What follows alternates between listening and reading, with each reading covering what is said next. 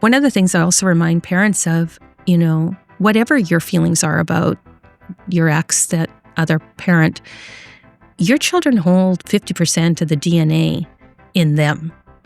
And that is their DNA. So if you are saying something negative about that other parent, it's as if you're saying it about the child. Mm-hmm. And I have to remind parents of that sometimes, that that's important, because your children will absorb those negative statements, not just as if they're about the other parent, but as if they are about themselves. Welcome back to the Divorce Circle podcast, where we have honest conversations about navigating one of life's biggest transitions, moving from we to me. I'm your host, Sabina Bubber. Today, I'm excited to be joined by Alyson Jones of Alyson Jones and Associates. She is a respected therapist, parenting coordinator, and an educator. Alyson has dedicated her career to helping families navigate separation and divorce, parenting, and mental health with compassion and clarity. She's not only a leading voice in family therapy, but also someone who brings a wealth of practical strategies and deep empathy in her work. Thank you, Alyson, very much for joining us today. Well, it's great to be here, Sabina. So, when and how should parents talk to their kids about separation, and what are a good way for them to have the conversations with their children?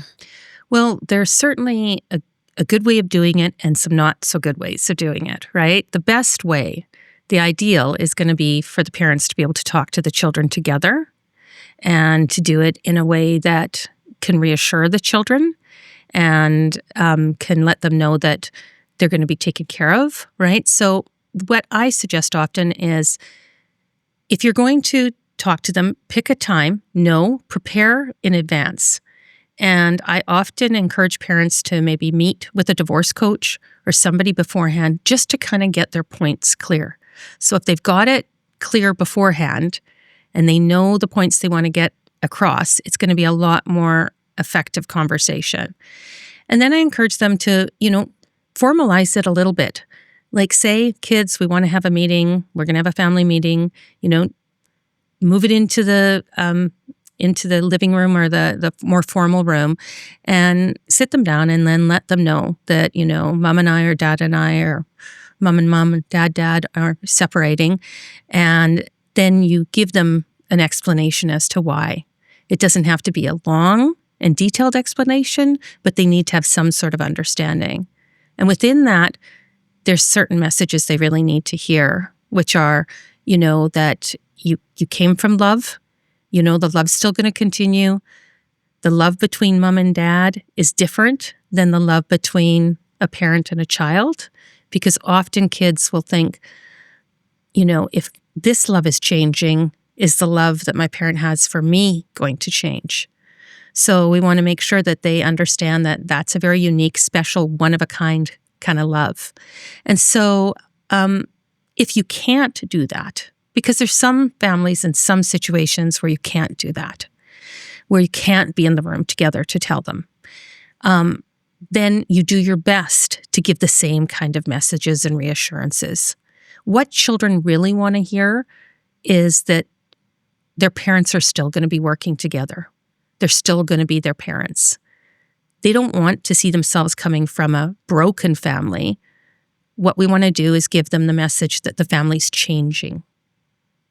What are certain things that should be left unsaid when having that conversation with your children? That's a good question, because like I said, they need an explanation as to why they need an understanding. But it can be things like, we just don't communicate well anymore, or we're like pieces in a puzzle that just don't fit together anymore. But the things they don't need to hear are all the details. They don't need to hear disparaging remarks about each parent. They don't need to hear the frustration and anger between the parents. I always think you brought these kids into the world, right? You owe it to them, is my belief, to try to do this as best you can. And is it safe to say that you also shouldn't bring the conversation into whether there was infidelities that led to the divorce?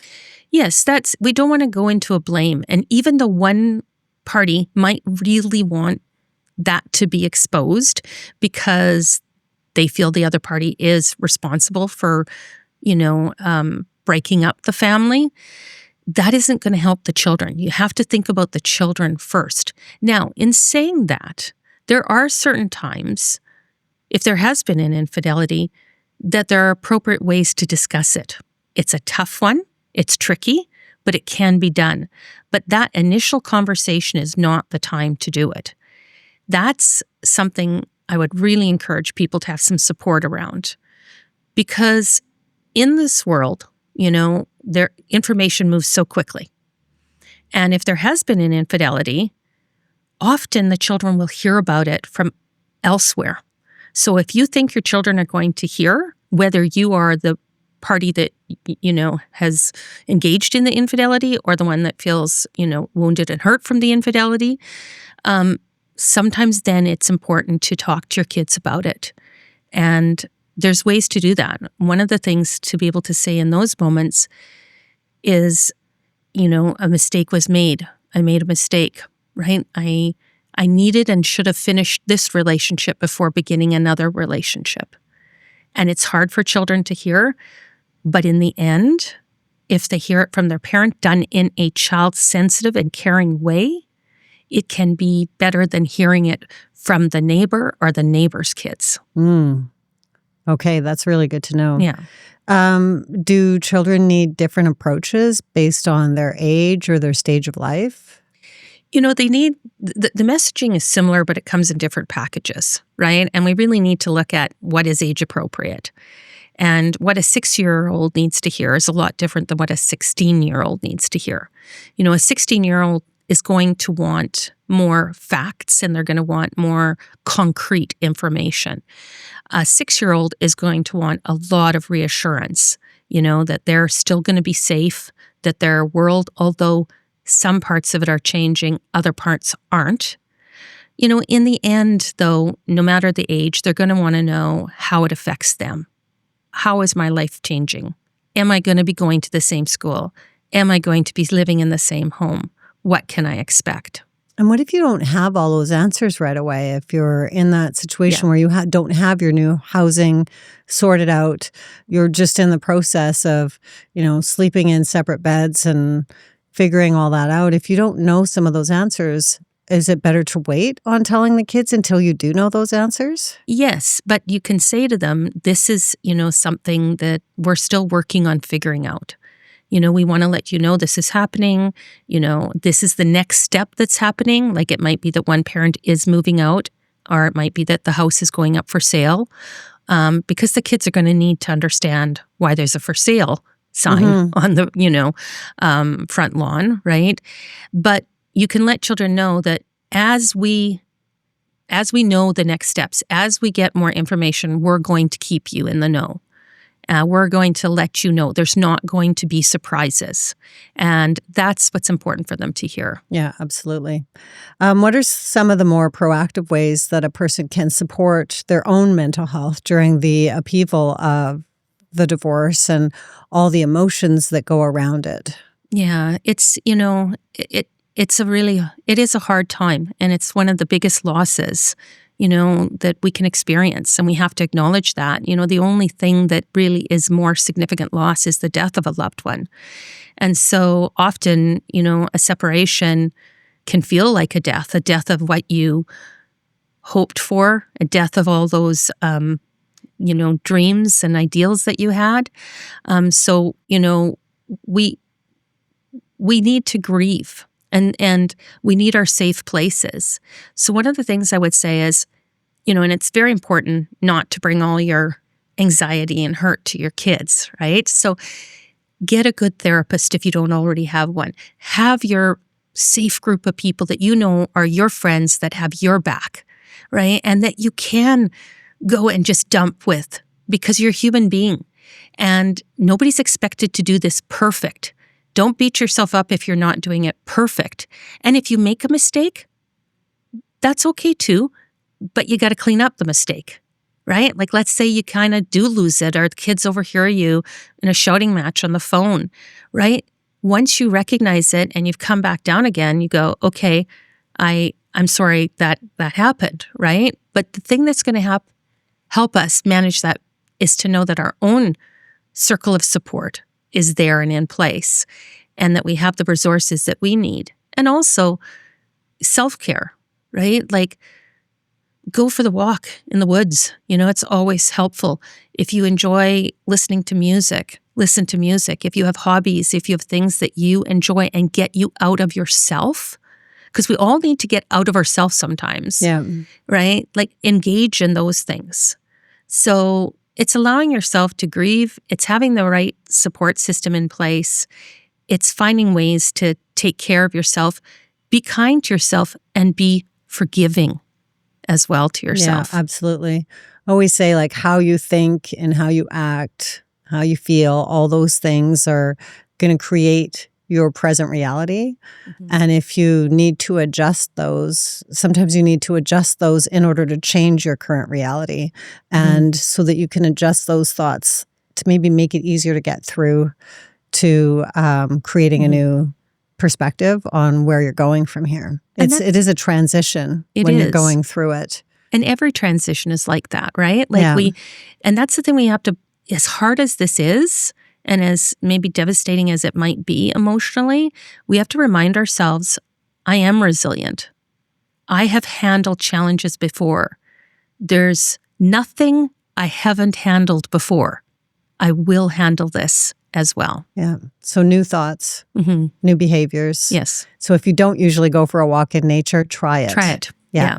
Maybe don't reach for that bottle of wine because it may not feel as good as connecting with nature and your thoughts, and maybe take those headphones off and get comfortable with your thoughts and work them through while you're on that walk. And connection is always healing. Right? So whether you're connecting with a friend, whether you're finding a way to connect with another part of yourself, whether you're connecting with nature, those are always healing. Yes, absolutely. On the flip side, what tends to hurt children the most during these situations? Right. Well, children are amazingly resilient. And in saying that, I don't mean, we should take that for granted, but they are very resilient. And children can thrive and do incredibly well with their parents in different homes. That doesn't actually determine how well a child does in life or how much success they're going to have in life. What determines that is the relationship that they have with the parents. They don't have to be together in the same home, right? So, what we want to be able to do is support, children in the relationships they have and find ways to make sure that they feel secure. And security is a really important piece in this. The thing with the separation is it will create moments of insecurity. And I always think of it as the snow globe. You shake it up, right? You shake that snow globe, shake it up, and then, you look at it and it's just wild. And then after a while, it settles again. So we need it to settle. The thing that hurts them is, and they can even handle sometimes the peaks of some conflict. But the thing that hurts them is sustained conflict. If those parents don't get over it, if they continue to be angry, frustrated, disparaging of each other, and that prolongs, that is the thing that's going to hurt them the most. That kind of sustained conflict actually changes children, and it changes their brains. Really? Yes. So it's extremely important to, regardless of what you really think, talk favorably about that other parent. Yeah. You ended up in a relationship with them for some reason. So, try to find the things that, are the strengths that you see in them and that it can be authentic. You don't have to be inauthentic because kids can pick up on that, but try to find the things like, well, she is a good mom. He is a good dad. He's always there to take you to baseball. She's committed to making sure that, every time you've got an ache, she's there for you. Yeah. Like, find the positive things to say about the other parent. Yeah. Your dad loves you very much. Yeah. I know he wants what's best for you. Yeah. When you're talking about the other parent, you have to remember that your children are not getting divorced from your partner. You Right. are. Yeah. And that's still their father, their mother, and they share that biology, that DNA, and it's their right to love both parents. Yeah. And it's, it's harmful for children if you're saying things like, mom is leaving us, dad is leaving us, right? Because that's actually not the situation. No. Right? So you want to distinguish, that we're having problems. We weren't able to fix them, which is sad. And you can acknowledge the grief. It's okay for the kids to be sad. It's okay for you to be sad. I mean, you don't want your emotions to take over, but it is something to be sad about. If we didn't value it, we wouldn't be sad. When we lose something we really value, we feel loss. And so we all should feel loss. But one of the things I also remind parents of, whatever your feelings are about your ex, that other parent, your children hold 50% of the DNA in them. And that is their DNA.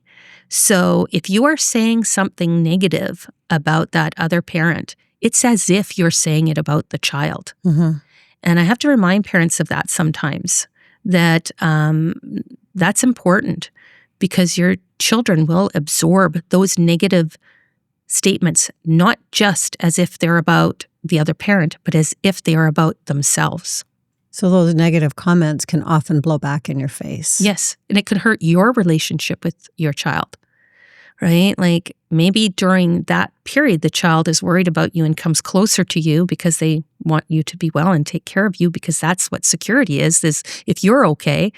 But later, children can really resent if they were put into a situation that highly stressed them out. And one of the things I often say to parents is, what is the story you want your children to tell about your separation and divorce?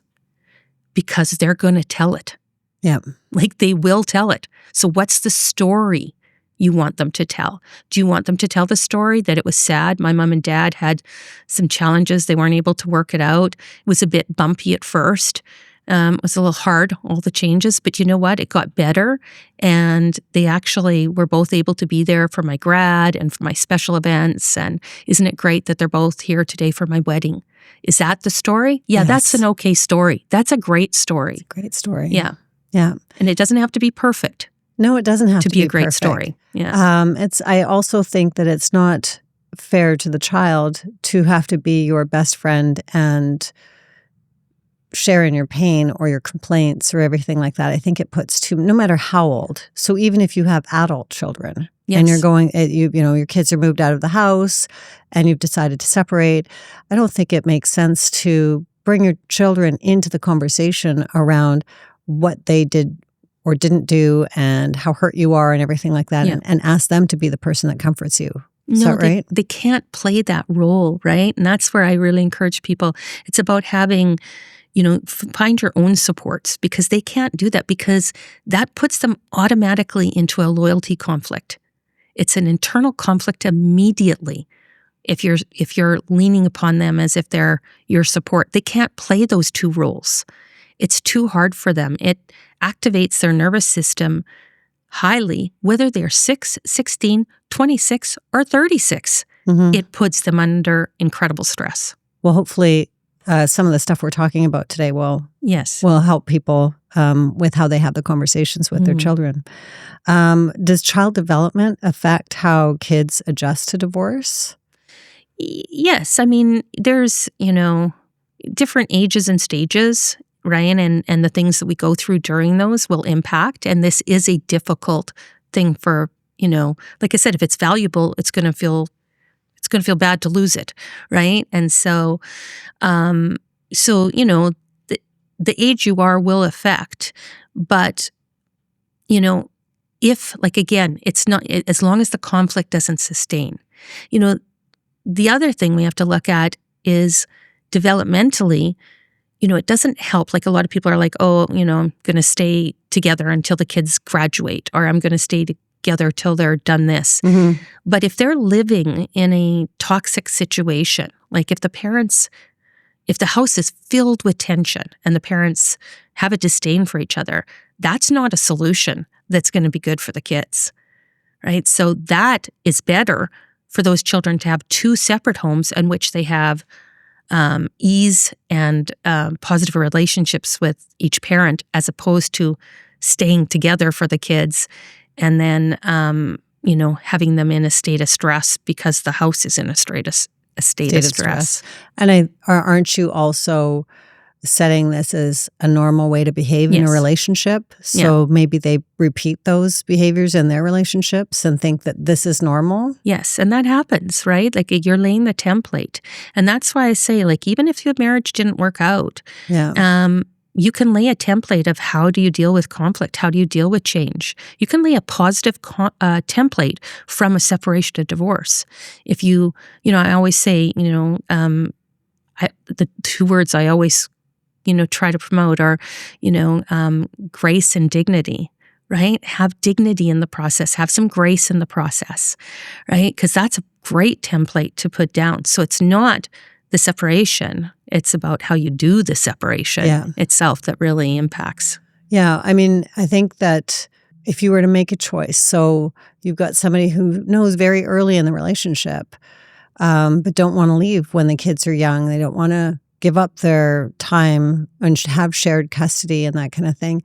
What would you say, is it better to take that shared custody situation and show your children that how to be happy and how to thrive post-divorce, or is it better to stay?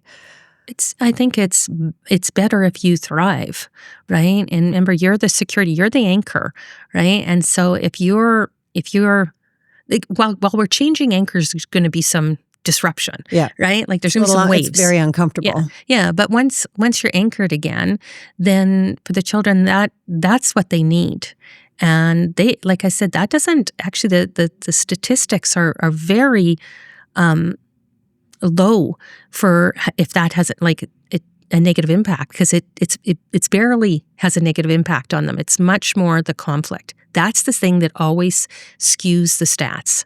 So when we look at the stats of divorce, children have higher risk for a lot of things, right? It could be drug use, promiscuity, it could be depression, anxiety, cutting, it could be all sorts of things, all these terrible things that we look at and we go, oh my God, I don't want my children to go through that, right? So if I get a divorce, they're going to go through that. But that's not actually accurate.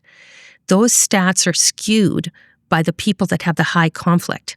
That's when we throw it all together. Those high conflict ones are the ones that skew the stats. But if you take those out, it isn't even barely statistically significant how much increase. It is a little bit increased because it is a big thing to go through, but it's not, something that's necessarily going to say, yes, this is going to harm you.